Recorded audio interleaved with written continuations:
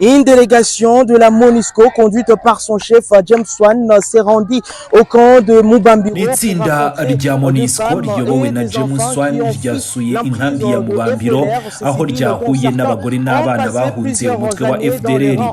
Aba baturage bamwe bamaze imyaka myinshi cyane ari mu maboko y'imitwe yitwaje intwaro ikorera mu burasirazuba bwa RDC, babayeho mu buzima bugoye kandi bushingiye ku kwishingikiriza ku bandi. FDLR ni umutwe ugizwe n'abafitanye isano n'abagize uruhare muri jenoside yakorewe abatutsi mu gihugu cy'u Rwanda mu mwaka w'igihumbi kimwe magana cyenda mirongo icyenda na kane. Muri uru ruzinduko rwe James Swan yagiranye ibiganiro n'abagore n'abana agamije kumenya uko babayeho n'ibyifuzo byabo.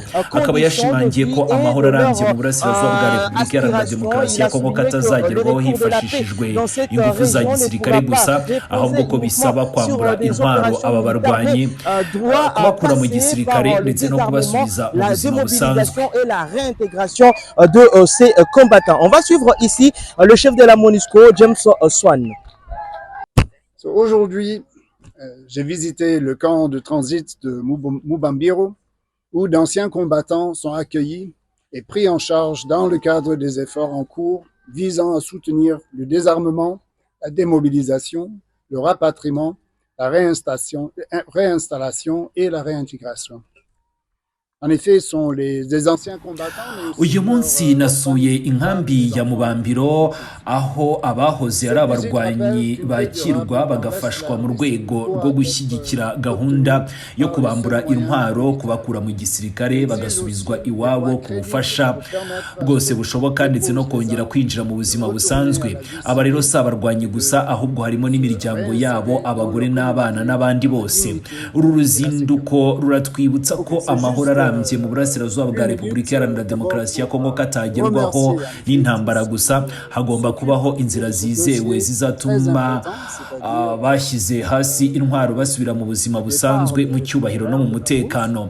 Ndashimira abarimo gukora kuri iyi dosiye ikomeye cyane yo gukura FDLR mu mashyamba ndetse no gusubiza mu gihugu cyabo abiteguye gutaha ku bushake. Ndashimira ko kandi ikibazo cya FDLR nongera no kubishimangira ko kiri ku isonga kuri MONUSCO ndetse no ku muryango mpuzamahanga nk'uko bigaragara mu myanzuro y'inama y'umutekano ya Loni. Turashimira kandi abafatanyabikorwa bose cyane cyane abo muri Kongo bakomeje gukora kugira ngo tubone igisubizo kirambye. Ubutumwa bwabo burava hano i Mubambiro ariko nanone burasobanutse.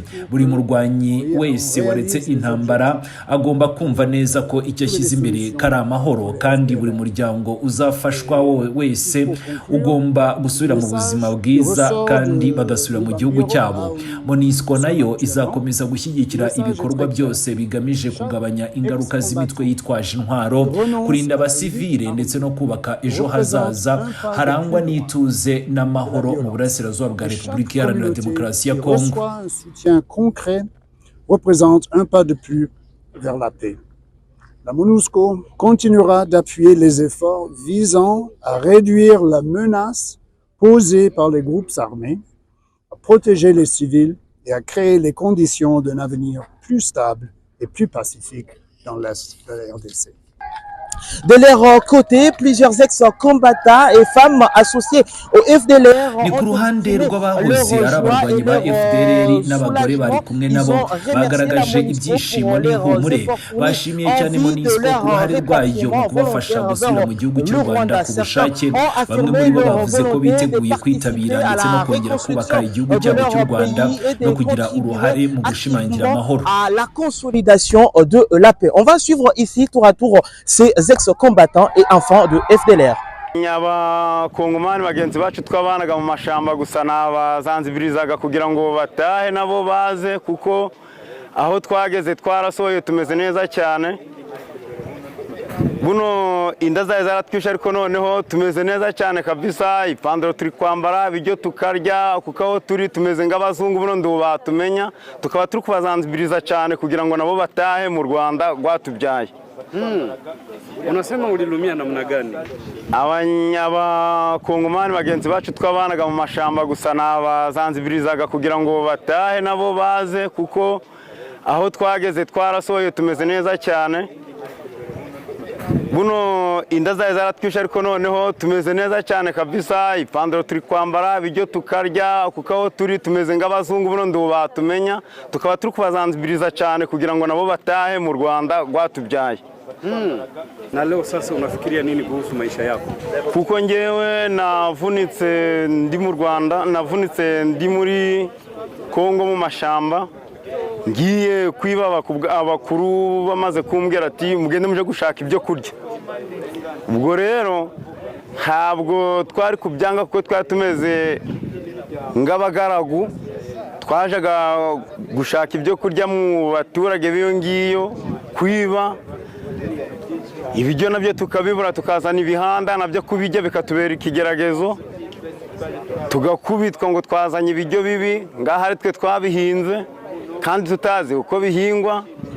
Ubwo noneho tubona gumasha tutayashobora, tubona kwigira inama yo gutahuka, ahubwo nkaba njimira Monisiko uko navunitse ikomeza ingwaneho, ngomeze ubuzima bwiza, n'abari mu mashamba mwese mubyumve yuko mushobora gutaha aho turi ko twafashwe neza cyane.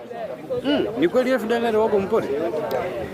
Baracyarimo abo twasizemo, baracyarimo bamwe babuze ukuntu bavamo nuko batoroka, ariko noneho bose ndabazanzibiriza kugira ngo batahe, kuko aho turi no ku kigo cya Monisiko dufashwe neza cyane, nda kibazo nda kigeragezo, turi kubashima cyane kabisa. Amateso twa turimo mu shamba ndabwo ariko turimo yino saha. Bari kurasa hapa.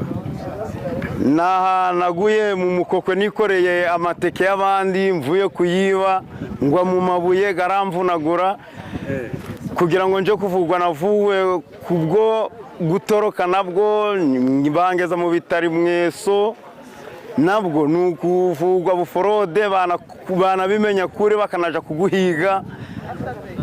Ngashimira n'abaganga bagize ute bamvuye na nisa, nubwo ndi ikirema ariko akamuga karuta gaturo, ngaba ndi kubishimira Imana cyane, ngaba ngeze ino, ubwo buzima bubi narindimo bukaba butakirimo. Jina yako? Izina ryanjye ni Harerimana Thomas, ngaba narakoraga mu mashamba yo mu Bwiza muri FDLR Foka.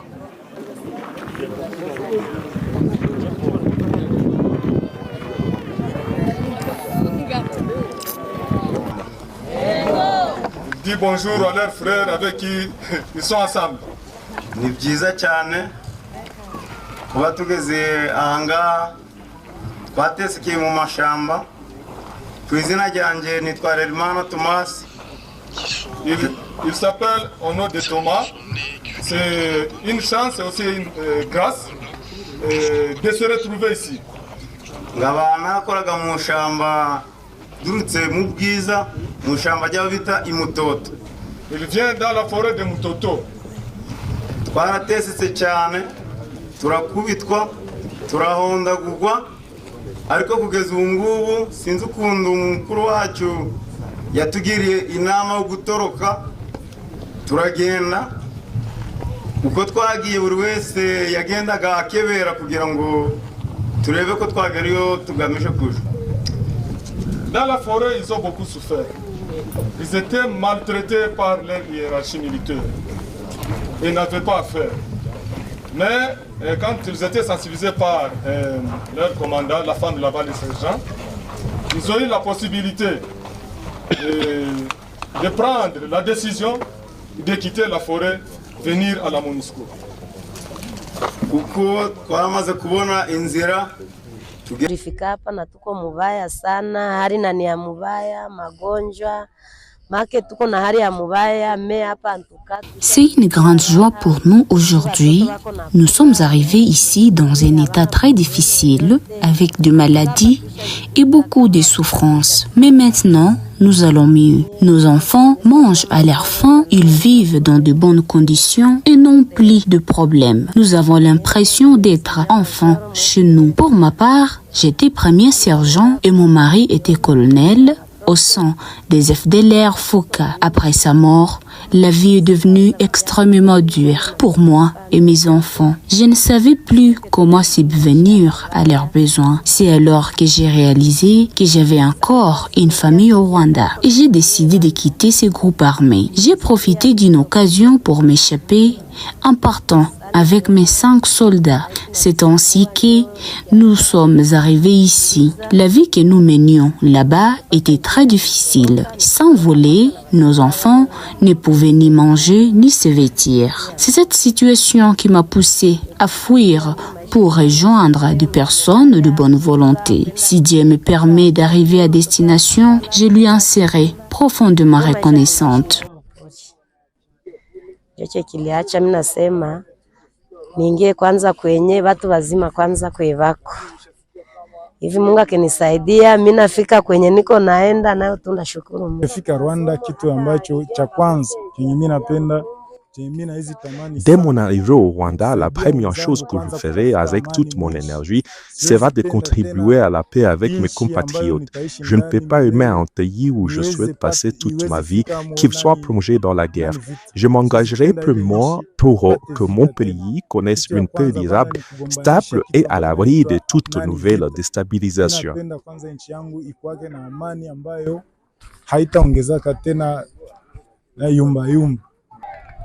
Cette visite s'inscrit dans le cadre des opérations. Uruzinduko ruri mu murongo wa gahunda yo gusubiza mu gihugu cyabo abahoze ari abarwanyi n'imiryango yabo bo muri FDLR.